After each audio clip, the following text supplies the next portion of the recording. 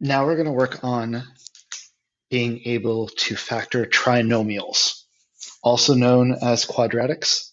Um, the two terms are synonymous, so it doesn't matter which one you see, they'll mean the same thing.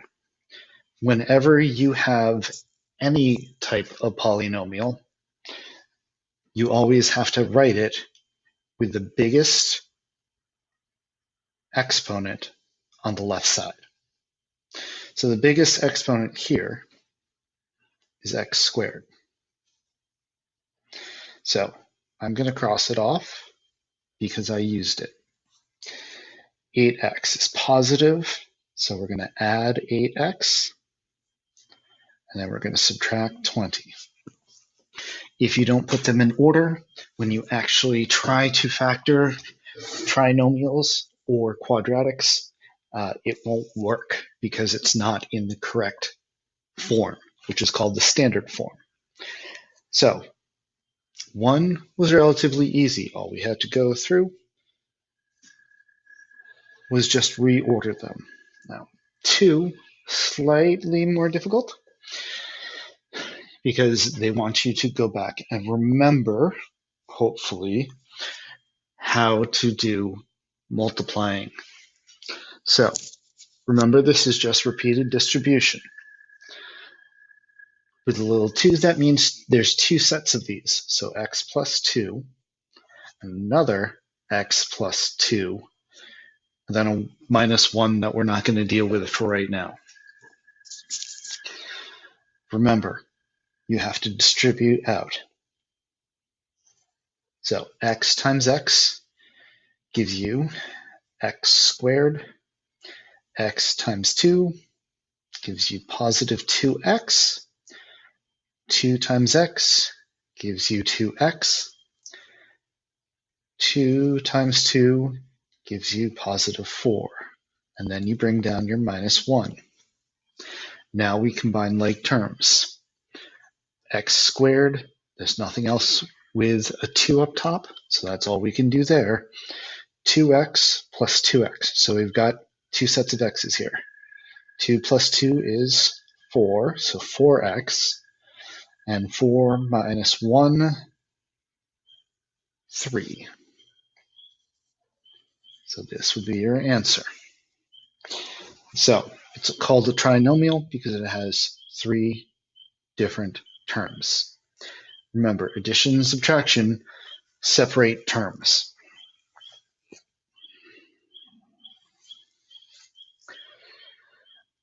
That is one skill that you will need tomorrow.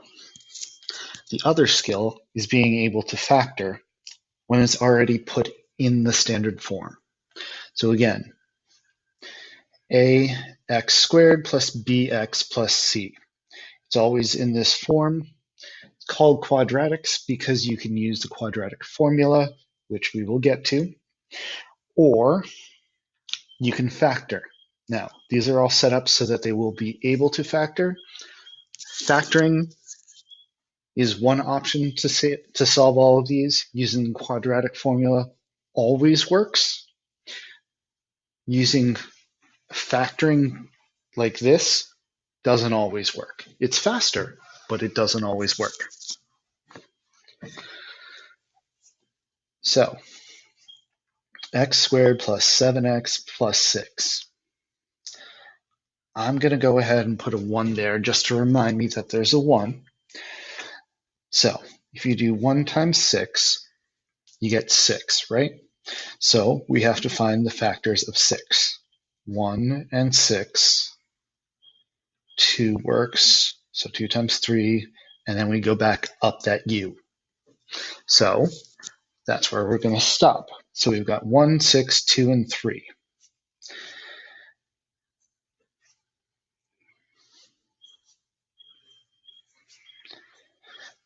Now, you're always going to have your x's or whatever this variable is in front. What goes in the back has to do with these. So we have to get to 7. So we have to get to positive 7.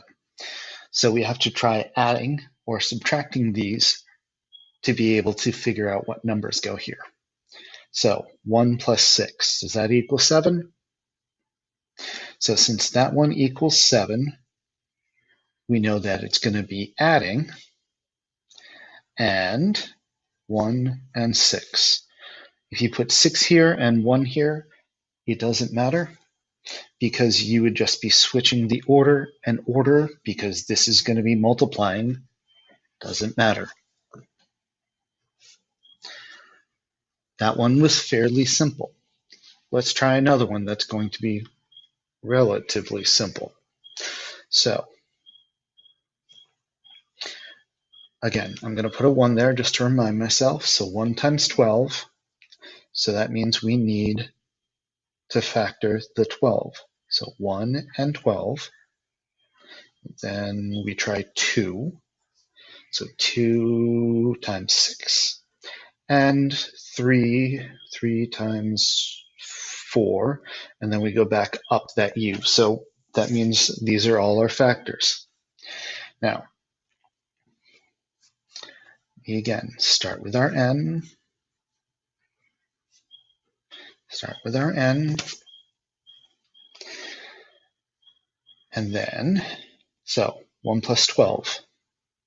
No, we're trying to get to positive 7. 12, 1 minus 12? No, that's a negative 11. 12 minus 1? No, that's positive 11. Okay, we got to get to 7. So 2 plus 6. Nope, that's 8. 2 minus 6. Negative 4? No. 6 minus 2? Nope, because that's going to be 4. We need a 7. 3 plus 4. Hey, look, there it is. And we said 3 plus 4.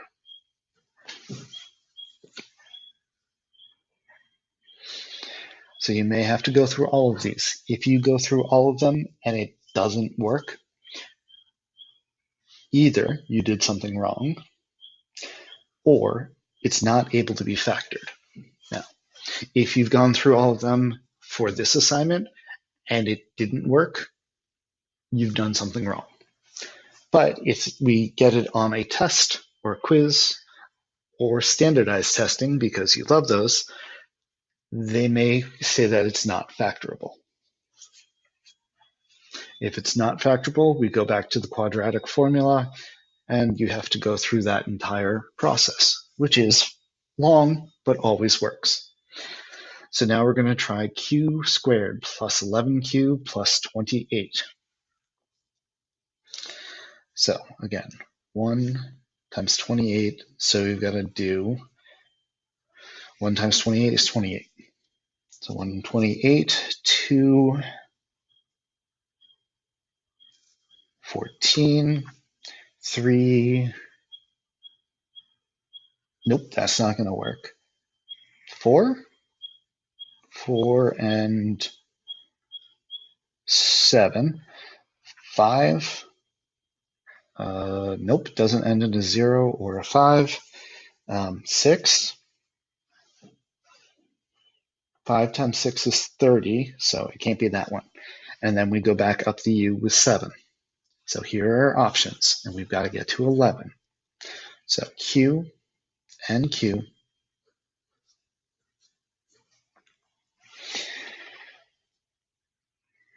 One plus 28, 29, no. 28 minus 1, 27, no. 1 minus 28, negative 27, nope. We're trying to get back to that 11. 2 plus 14 is 16, no. 2 minus 14, negative 12, no. 14 minus 2, positive 12, still no. 4 plus 11, oh, that does give us 11. So 4, 7, and we add them together.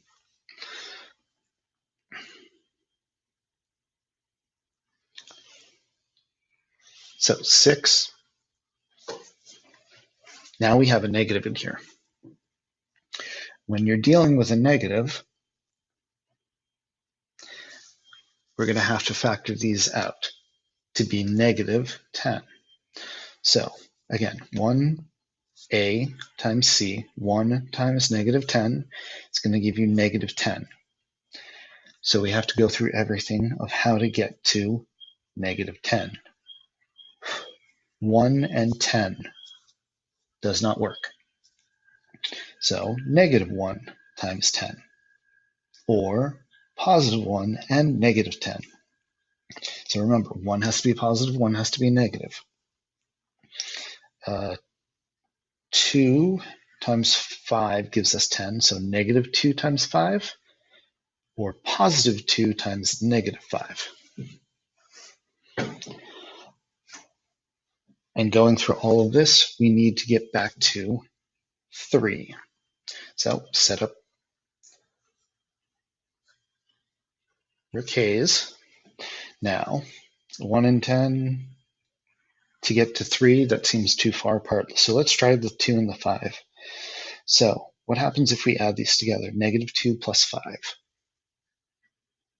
Oop, that's positive 3. So we've got negative 2 plus 5. So all you have to do is make sure you go all the way out.